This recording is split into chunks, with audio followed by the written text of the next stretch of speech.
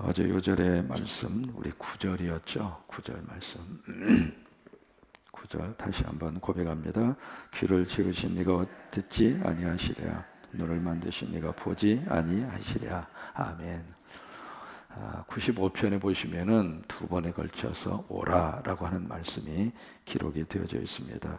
우리 1절에서도 오라라고 하는 말씀이 있고, 그 다음에 6절에서도 오라라고 하는 말씀이 두 번 그렇게 반복이 되어져 있습니다. 이것은 이제 하나님의 초청이죠. 초청인데 어디로 하나님 우리를 부르시고 있는가? 하나님 앞에 와라, 그 말입니다. 우리가 세상에 살고 있다가 하나님의 이 음성을 듣고 하나님 앞에 나오는데, 그 하나님 앞에 나오는 것이 바로 뭐냐면 예배입니다. 우리가 하나님을 만난다, 그런 표현을 쓰잖아요. 어떻게 하나님을 만날 수 있을까? 어떻게 만날 수 있을 것 같아요? 예배의 자리. 그러니까 하나님을 만난다는 그 말 자체가 추상적인 개념이 아니라 아주 구체적으로 하나님이 계신 곳으로 가야 하나님을 만날 수 있잖아요. 그러면 하나님은 어느 곳이든지 계세요. 우리 가정에도 계시고, 우리 삶의 자리에도 계시고, 우리 수능을 준비하는 친구들 공부하는 현장에도 계시고, 내일 모레 수능을 보는 그 자리에서도 하나님이 계시고, 내가 좀 울고 있을 때에도 하나님이 계시고, 우리 백성들이 지금 너무 고달파하고 짜증나는데 그 속에서도 하나님이 계시고, 그러면 어디든지 하나님이 다 계시는데 그 하나님이 계시는 곳에 구체적인 상징으로 하나님이 허락하신 곳이 계세요. 그것이 바로 어디냐면 구약 성경 시대에는 성전입니다. 그래서 이스라엘 백성들은 철저하게 무엇을 중심으로 살았느냐면 성전 중심으로 살았어요. 그 성전은 바로 예루살렘에 있었잖아요. 그래서 그 성전이 지어지기 전에는 성막이 있었습니다. 그래서 막 40년 동안 광야의 삶을 살 때 텐트식으로 지었잖아요. 그래서 천막을 중심으로 그것을 성막이라 그렇게 이야기를 했잖아요. 그래서 하나님이 움직일 때마다 성막이 가장 먼저 움직였고, 성막이 가서 자리를 잡고, 그리고 나서 그 다음에 12지파가 동서남북으로 자기 삶의 자리를 지켰고요. 그 성막을 중심으로 살았던 그 믿음을 그대로 이 땅에 와서, 그 미국 땅에 와서 그 삶을 살은 사람들이 청교도예요. 그래서 미국의 중부 도시를 가서 보면은요, 청교도들이 가장 먼저 와서 그들이 어떤 모습으로 살고 어떤 모습으로 주거 환경을 지었는가, 그걸 이제 가서 볼 수 있는데 아주 인상적입니다. 뭐냐면 그 동네의 가장 가운데 십자가가 먼저 세워져 있어요. 그리고 십자가를 세우고 교회당을 짓고, 그리고 그 다음에 학교를 지었습니다. 그리고 나서 교회와 학교를 중심으로 해서 쭉 원을 긋는 형식으로 해서 자기 집을 지었어요. 그러니까 자기 집에서 문을 딱 열면 교회가 보이고 학교가 보이는 거예요. 그게 그들의 가치관이었습니다. 무슨 얘기냐면 하나님 중심으로, 그리고 우리 자녀들에게 미래에 공부하는 학교를 중심으로, 그게 이제 그들이 붙들고 있었던 두 가지의 모습이었는데, 우리가 하나님 앞에 나오는데 어디로 나와야 하는가? 하나님이 계시는 곳에 상징적인 곳으로, 하나님께서 허락하신 장소가 바로 어디냐면 교회라는 말이에요. 구약 성경 시대는 성전이었고 지금은 교회란 말이에요. 그래서 하나님이 두 번에 걸쳐서 초청을 하세요. 와라, 오라라고 하는 이 초청을 하시는데, 여기 이제 예배의 자리로 오는데 예배가 뭔가 세 가지로 말씀을 하시고 있습니다. 첫째로 예배는 하나님께 나아 오는 것입니다. 따라서 한번 해보실까요? 예배는 하나님께 나아 오는 것이다. 그게 예배예요. 1절과 2절을 보시면 그렇게 말씀이 되어져 있죠. 오라, 우리가 여호와께 노래하며 우리의 구원의 반석을 향하여 즐거이 외치자. 2절 함께 읽어요. 우리가 감사함으로 그 앞에 나아가며 시를 지어 즐거이 그를 노래. 이게 예배입니다. 예배는 하나님께 나오는 거예요. 우리가 가끔 TV로 예배를 본다 그렇게 이야기하잖아요. 몸이 불편하고 나올 수 없을 때는 그렇게 해도 하나님이 받으셔요. 그러나 나올 수 있는 형편임에도 불구하고 나오지 않으면 안 돼요. 여러분 이 새벽에 집에서도 새벽기도 할 수 있잖아요. 그러나 왜 나옵니까? 이게 예배예요. 그러니까 하나님 앞에 나오는 그 자체가 예배예요. 그래서 그 나오는데 어떻게 나오는가? 세 가지로 나옵니다. 첫째로 감사로 나오고, 두 번째로 찬양으로 나오고, 그렇죠? 그래서 노래하며 즐거이 외치고 노래하자, 이게 다 찬양이잖아요. 그리고 감사함으로 나오고, 우리가 하나님의 성전에 나올 수 있는 이 자체가 행복입니다. 건강 주셔야 나올 수 있고, 믿음 주셔야 나올 수 있고, 깨워 주셔야 나올 수 있고, 또 새벽에 영성을 주셔야 나올 수 있고, 여기에 가장 중요한 것이 있다는 믿음이 있어야 나올 수가 있고, 그래서 예배는 나오는 거예요. 하나님께서 여러분 모두를 축복하셔서 하나님 나라 갈 때까지 아버지의 성전에 나올 수 있는 힘을 주시기를 바라고, 능력을 주시기를 바라고, 붙들어 주시기를 주의 이름으로 축원합니다. 두 번째로 예배는 뭔가? 예배는 무릎을 꿇는 거예요. 그것이 바로 6절입니다. 함께 읽을까요? 오라 우리가 굽혀 경배하며 우리를 지으신 여호와 앞에 무릎을 꿇자. 그게 예배예요. 여기 무릎을 꿇는다고 하는 것은 존경이잖아요. 존경하는 사람 앞에 무릎을 꿇잖아요. 두 번째, 무릎을 꿇는다는 이야기는 그분의 말씀에 순종하겠다는 이야기. 또 무릎을 꿇는다는 이야기는 내가 항복한다는 이야기예요. 그러니까 우리가 누구 앞에 지금 무릎을 꿇느냐면 하나님께. 이게 예배입니다. 우리가 세상 앞에 가서는 어떤 일이 있어도 무릎을 꿇지 않게 되기를 바랍니다. 사람 앞에서는 무릎 꿇는 일이 없을수록 행복해요. 그냥 사람들 앞에서 계속 무릎을 꿇어야 하고, 내가 실수하고 내가 잘못을 해서 사람 앞에 계속 무릎을 꿇는 일이 빈번하게 발생한다면 그것도 속상하잖아요. 그런 일들은 하나님께서 막아주시게 되기를 바라고, 정말 우리가 무릎을 꿇을 수 있는 대상은 누구냐면 하나님이에요. 그게 예배라는 말이에요. 예배. 김정준 목사님이 시편 강의를 하시면서 이 부분에서 아주 인상적인 이야기를 하세요. 뭐냐면 교회 안에 의자가 들어오면서부터 무릎 신앙이 사라졌다. 기억하십니까? 옛날에는 의자가 없었잖아요. 그냥 마루바닥이었어요. 그냥 마루바닥에 오면 어떻게 해요? 가장 먼저 어떤 식으로 앉았어요? 첫 번째 성전 앞에 나오면 뭐부터 했어요? 이게 기본 자세예요. 이게 기본 자세. 그냥 무릎을 꿇고 그냥 그 멍석 하나 있으면 그거 놓고 거기서 무릎 꿇고 그냥 거기서 그냥 하나님 앞에 기도하고 그 다음에 눈물을 쏟고. 이중표 목사님 여러분 아시잖아요. 바로 이 근처에서 목회를 하셨잖아요.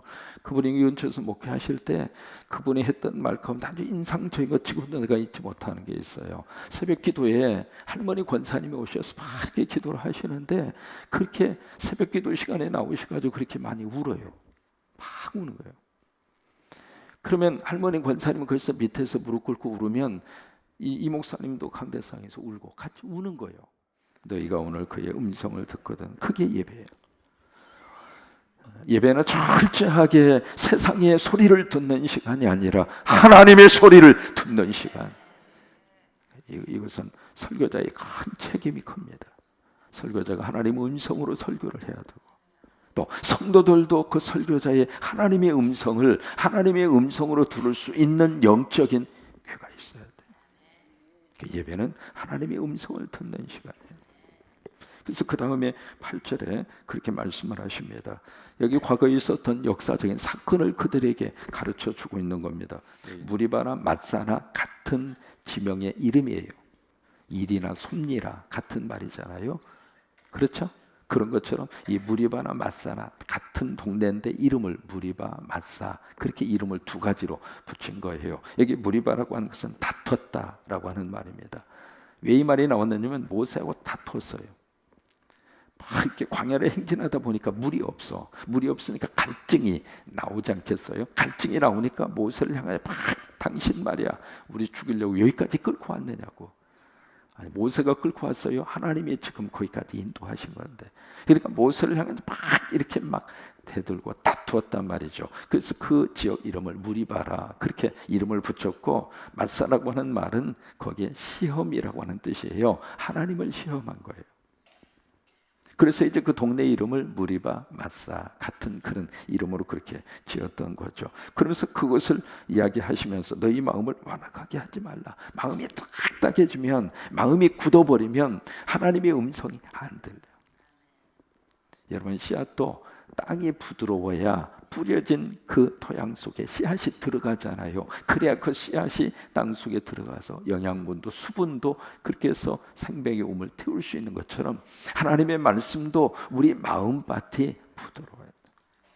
그래서 호세아 선지자가 가라 엎으라 그렇게 말씀을 하잖아요. 그래서 완악하게 하지 말라 그러면서 9절에 보실까요?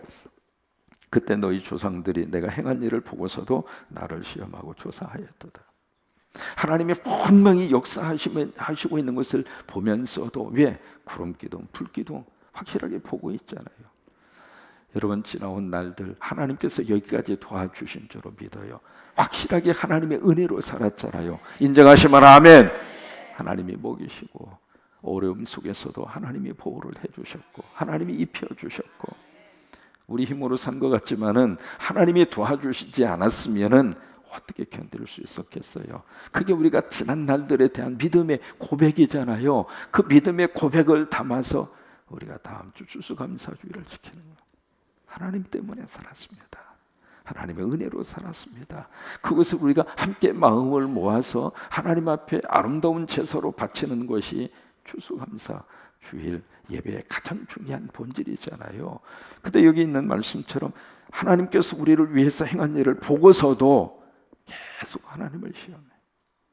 그러지 말라고 한 거예요. 그래서 그 다음 절 10절에 내가 40년 동안 그 세대로 말미암아 근심하여 이르기를 그들은 마음이 미혹된 백성이라 내 길을 알지 못한다 하였도다. 결국 애굽에서 나온 출애굽 1세대는 광야에서 다 죽었습니다. 딱 두 사람 기억하시죠? 여호수아와 갈렙만 가나안 땅에 들어갈 수 있었어요. 그것을 여기서 말씀을 하시고 있는 것이거든요. 그러면서 11절 그러므로 내가 노하여 맹세하기를 그들은 내 안식에 들어오지 못하리라 하였도다.